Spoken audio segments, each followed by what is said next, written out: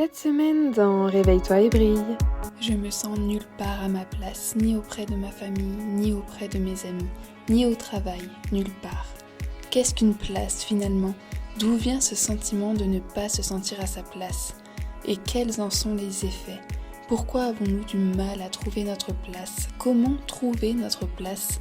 C'est ce qu'on va voir dans ce tout nouvel épisode. Bonjour à tous et bienvenue dans le podcast Réveille-toi et brille.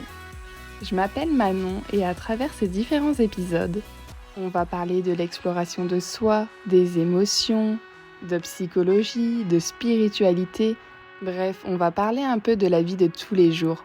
Passons ensemble de l'inconscient au conscient. Réveillons ensemble notre pleine puissance. Je te souhaite une belle écoute.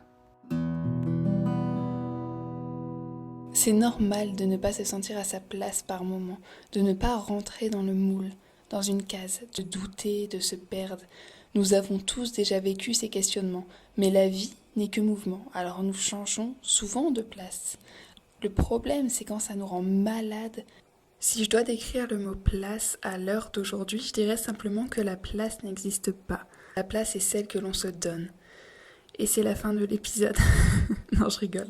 Enfin, on va continuer, mais pour décrire ce qu'est une place, c'est vraiment propre à nous. À partir du moment où l'on cherchera cette place à travers une autre personne, à travers la définition d'une autre personne, nous ne la trouverons pas. Si tu ne te sens pas à ta place aujourd'hui, c'est sûrement parce que tu attends que les autres te donnent cette place que tu attends.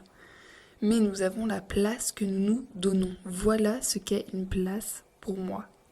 Et ce que n'est pas votre place, c'est votre statut, vos origines, vos diplômes, votre métier, la fonction sociale que vous occupez, un trait de votre personnalité ou autre. Vous êtes bien plus que ça, vous n'êtes pas qu'une mère de famille, qu'une personne hypersensible, qu'une personne jalouse. Vous n'êtes pas que ça. Le but de l'évolution personnelle est d'être de plus en plus soi-même dans n'importe quelle situation au lieu de jouer un rôle. Ce n'est pas parce que tous vos amis ont un enfant que vous devez avoir un enfant. Ce n'est pas parce que tous vos amis sont mariés que vous devez être marié. Ce n'est pas parce que tous vos amis boivent en soirée que vous devez boire. Non. Et ce sentiment de ne pas se sentir à sa place, il vient énormément de l'estime de soi. Si votre estime de vous, elle est bonne, vous vous sentez à votre place la plupart du temps. Mais si votre estime de vous n'est pas bonne, alors vous allez chercher cette place à l'extérieur. Vous serez donc jamais satisfait de la place que vous aurez. Ne pas se sentir à sa place, c'est un des sentiments les plus difficiles parce qu'on se sent incompris, inutile, seul. Même si on est parmi la foule, on peut quand même se sentir seul. Une des grandes difficultés à trouver sa place dans la société, c'est le besoin de placer des mots sur ce que l'on est. Personnellement, l'un des mots qui me représente le mieux, c'est paradoxe. Je suis extravertie, mais je suis aussi très réservée. Je suis organisée. Mais parfois je suis très bordélique, je suis écolo mais je prends aussi l'avion, et je suis optimiste mais parfois je suis aussi pessimiste. Je pense qu'aucun mot ne peut précisément nous définir, et une fois que l'on a compris ça, c'est bien plus facile de s'accepter tel que l'on est, parce qu'on prend conscience qu'on évolue, qu'on change, qu'on grandit et surtout qu'on apprend. Comme on disait au début de l'épisode, la vie n'est que mouvement, on apprend sur soi, sur les autres et sur ce qui nous entoure. Donc soyons nous-mêmes, sans adjectif, sans description, sans étiquette. Nous sommes la dualité. Préoccupons-nous de vivre, tout simplement. Alors comment on trouve notre place ? Ça commence dès notre naissance au sein de notre famille, puis en grandissant, cette recherche, elle s'étend à d'autres domaines de notre vie. Trouver sa place dans sa famille, en amour, au travail ou encore dans son cercle amical, c'est indispensable au quotidien pour trouver notre équilibre et s'épanouir. Un exemple, mais parfois on peut, une fois adulte, nous retrouver à courir après une situation professionnelle, après un travail, où nous pensons qu'elle nous donnera la satisfaction d'être au bon endroit et heureux, alors que ce n'était pas du tout notre attente à nous. Trouver sa place ne va pas forcément correspondre à ce que d'autres attendent de nous. Certaines personnes atteignent par exemple cette situation professionnelle qu'ils recherchaient tant, ou cette situation familiale tant recherchée, mais au final, elles se rendent compte des années après que ce n'était pas du tout la place qu'elles voulaient, du coup elles se retrouvent en dépression.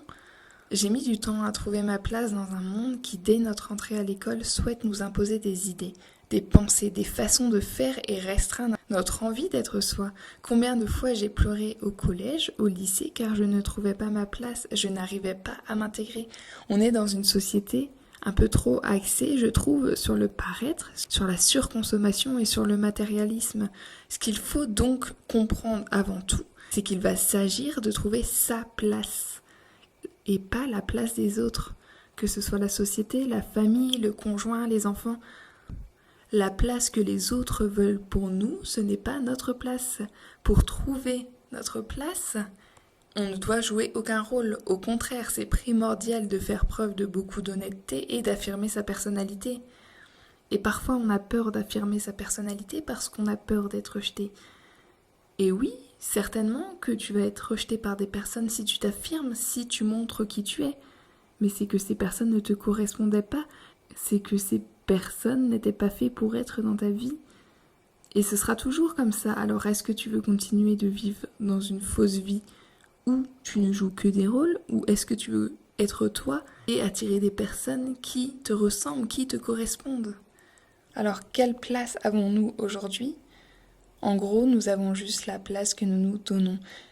Personnellement, j'ai fait tout mon possible pour enfuir ce que je ressentais profondément, mes valeurs, mes rêves, pour tenter d'intégrer ce monde, pour tenter d'intégrer cette société, d'y trouver une place qui me mettait en sécurité.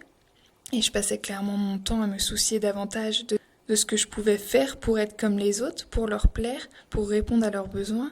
Mais finalement, j'ai mis si peu de temps à apprendre à me connaître, à développer ma créativité, mes projets et à m'affirmer. Et c'est ce qui change aujourd'hui quand tu comprends que c'est à toi de te donner ta propre place.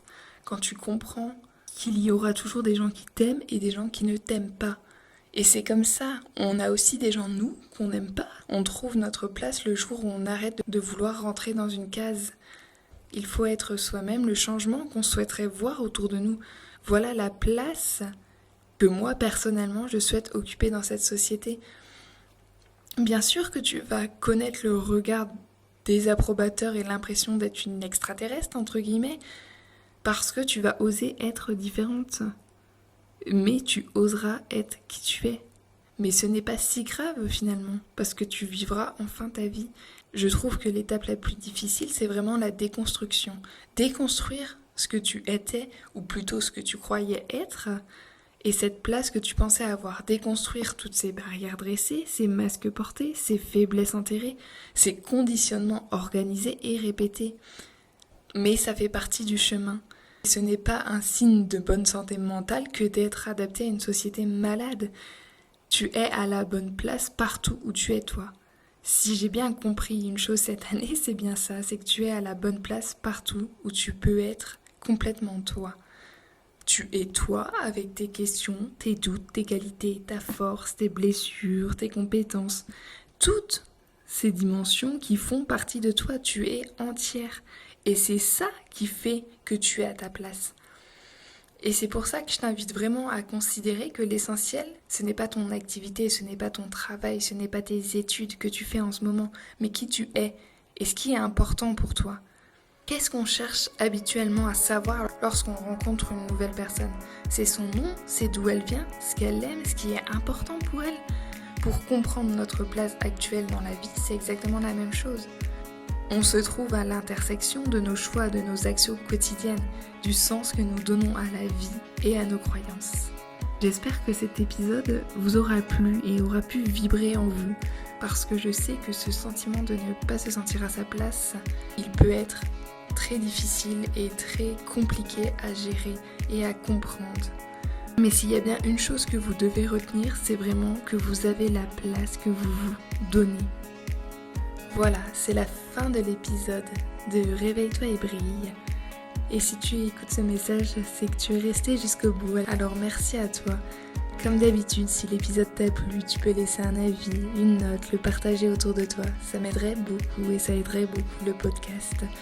Je vous dis à la semaine prochaine pour un tout nouvel épisode. Passez une belle semaine, prenez soin de vous, prenez votre place, osez prendre votre place. Je vous fais plein de bisous, bye bye.